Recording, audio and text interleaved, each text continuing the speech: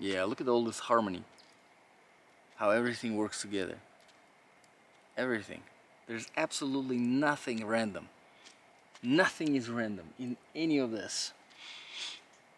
The way the grass grows, the way the dirt is, the way the trees are, the way the wind, and how and where they grow, and there's nothing random about any of this.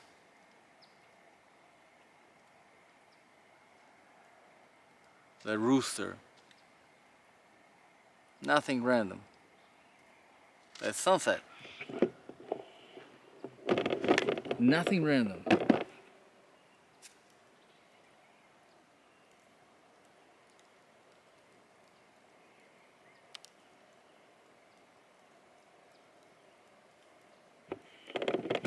Any of this remind you of chaos and randomness and accidents?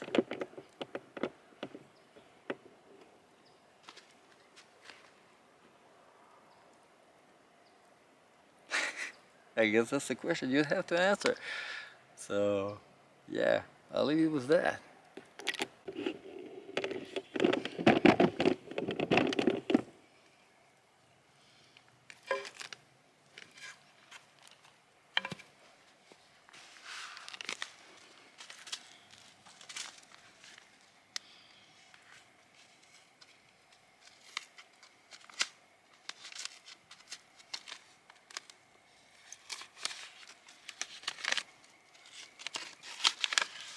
Deer-proof garden.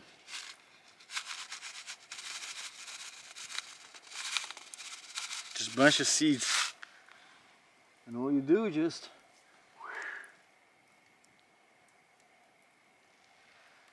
and that's really all that's needed.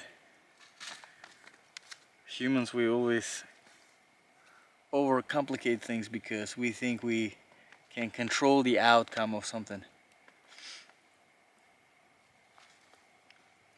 So we prepare a special kind of soil, we add stuff to it, enrich it, and then we plant the seed in a condition with the lights on, with the fans running to make sure it starts growing.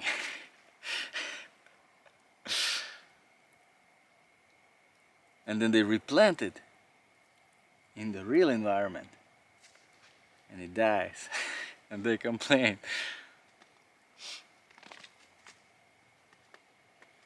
All you have to do is just let go of your worries. But in order for you to do that, you have to let go of your pride, because it is your pride telling you that you have control of something.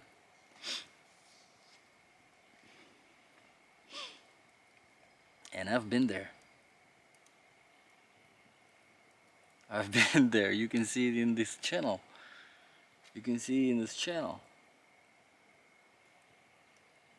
a lot of things that I've been doing. You can see in this channel, because it goes 4 or 5 years back now.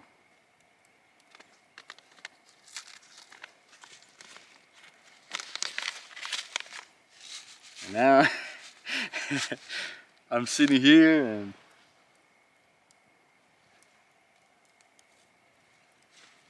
throwing around some seeds. Deer-proof garden. Not bad. There's a lot of deer here. But I don't mind. I'm not just planting it for myself and my family. I'm planting it for my neighbors, who are also the birds and who are also the deer and whatever kind of animals.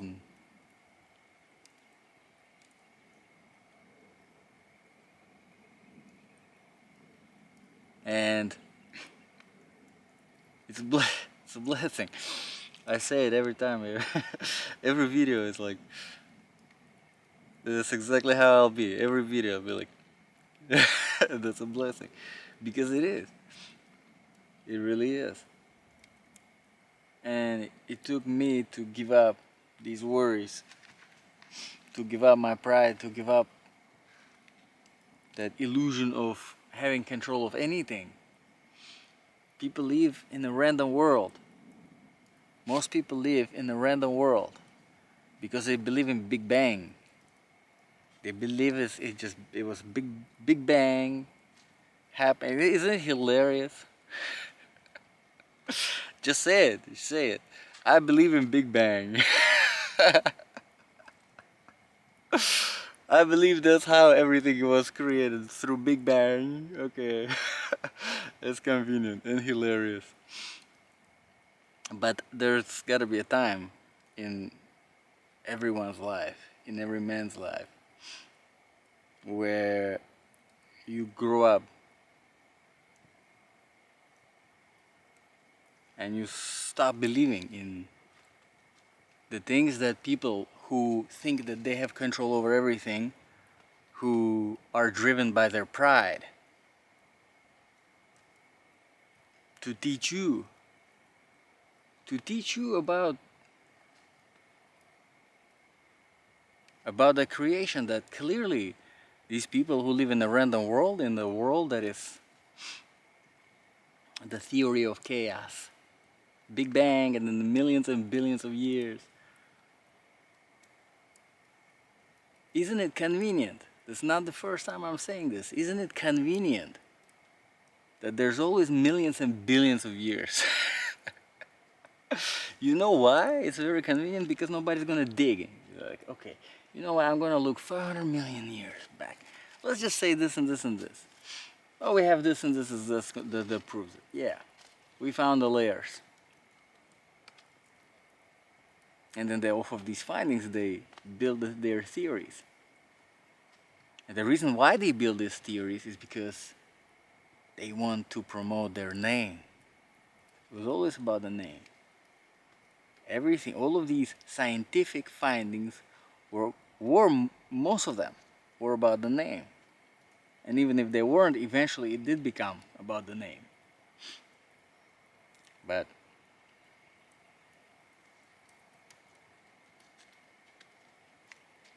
if you, again, live in this world of randomness, you look for the teachers that are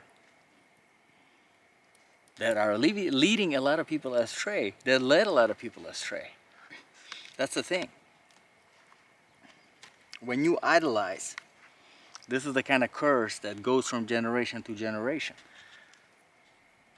When you idolize, that idolization, it passes on to your children. Because you show to your children that, oh, look, I idolize another man. Newton, Darwin, you see what he said, oh, Platon, whoever, this and this, all of these scientists, ancient scientists. Well, not really that ancient.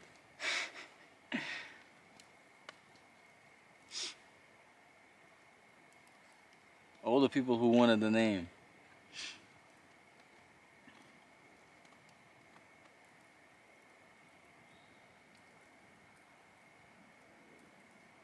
And you miss out. You miss out because just by you learning it yourself and experiencing it, do you understand what is happening? When you're sitting just like this and you realize all of a sudden that birds, they have their preferred trees. Some birds prefer pine trees. Some birds prefer the other kind of trees. I am really new to this stuff, as you can probably tell. And I indeed am. Because 6 months ago, I wasn't living like this.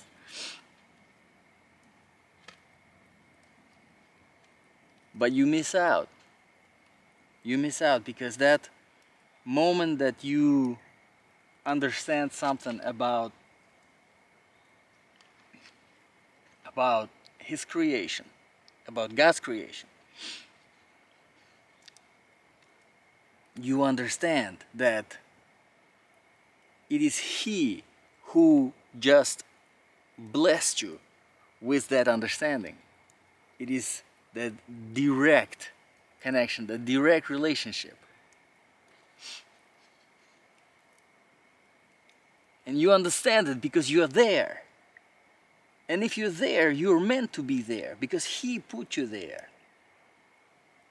It means that He brought you there in order to teach you that. Because He believes in you. He knows that you are ready to understand that, to learn that. And that's what you are giving away. For what? To be stuck in the four corners, in the four walls, and the whatever the expression is. To be stuck. For how long? For the rest of your life. You understand this? For the rest of your life. Because it starts with school, you're sitting in the classroom, then you're sitting in the classroom in the university, then you're sitting in a classroom in whatever kind of school, prep school, whatever school, tech school. And then you're sitting in four corners of your office. And then we get so adjusted to this that we go from cubicle to the office and we think, wow, I just accomplished something. I went from cubicle to an office. And I'm sorry if somebody's offended who just did it. I've been there. When I say these things, I say things about myself. I've been there.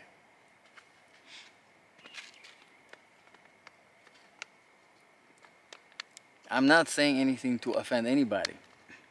There used to be time where I said things in order to intentionally offend others. And I love it. I love politics, don't get me wrong. I love confrontation, I love drama. That's why I'm better off. Because my participation, I don't wanna make things worse. I don't wanna bring division into this world. And that's what I do. That's what I do when I put myself under the labels of whatever. Immigrant, conservative, Republican.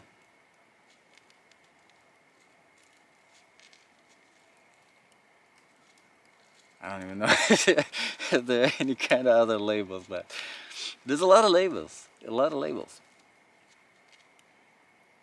And I don't want to bring division.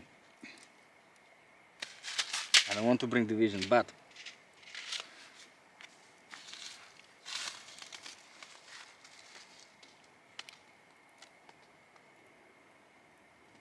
I want to plant good seeds. And if anything I do brings people closer to Jesus Christ, that's it. That's really it. And even if you don't like something I do, that's the thing. It's not about me. Don't follow me. Follow Jesus Christ. I'm sure there will be a lot of people who are not gonna like, whatever, guns.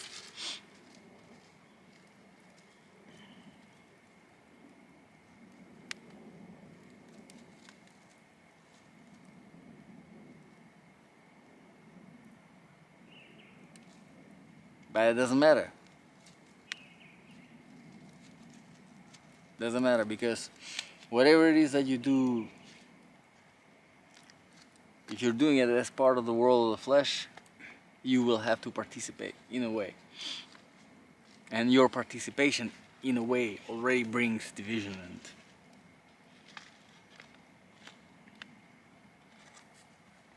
and that's the reality of being in flesh. In flesh you will not find the division. There is no unity in flesh. You're not gonna find anything but the division in flesh. Because we all look different, whatever, height, weight, hair color, eye skin color. just visually. Different languages, different voices.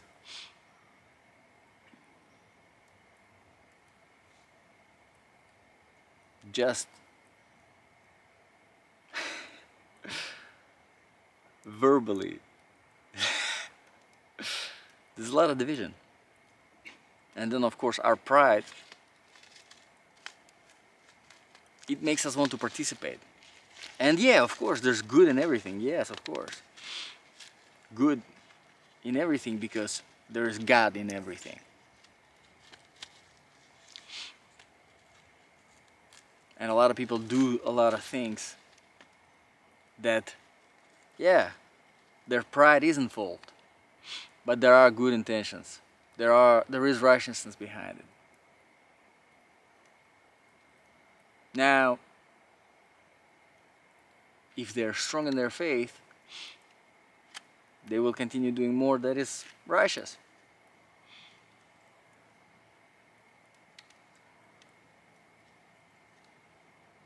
And if they're not, then but how do you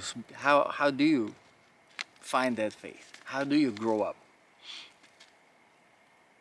That is why it was so important for God to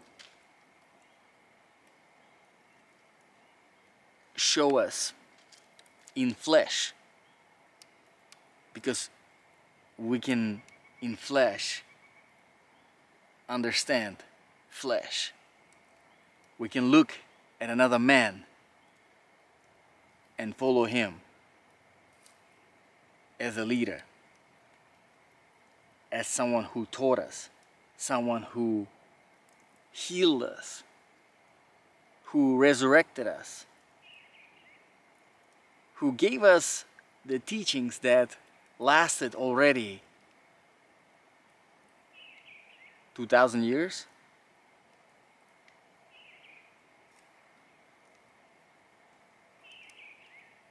We have that leader that God sent to us, his son, his only son, the son that we killed.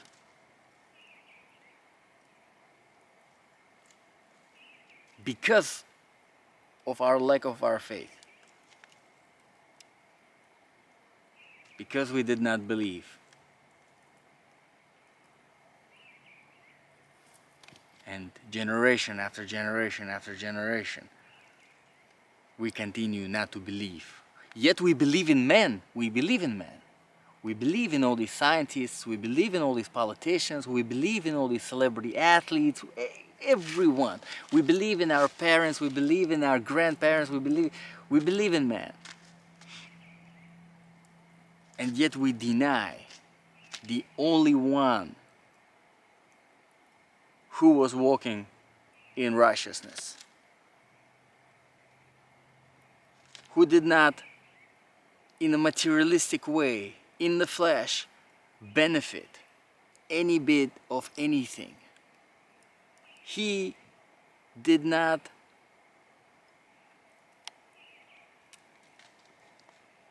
even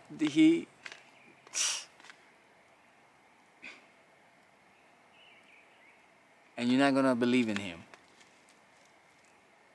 after what he has done.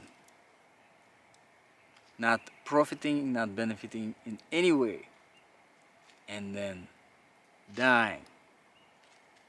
Horrible, brutal death. Brutal death. While teaching us, giving us understanding on how to get out of this, how to get out of this randomness and chaos and worries and suffering.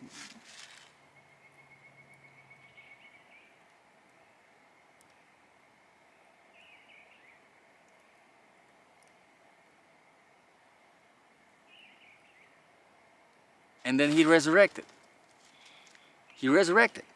And there's no denying it. That's the thing. If you look into it, you will know that he resurrected. Because if he didn't, we wouldn't be sitting right here talking about this right now, 2,000 years later. Nearly 2,000 years later.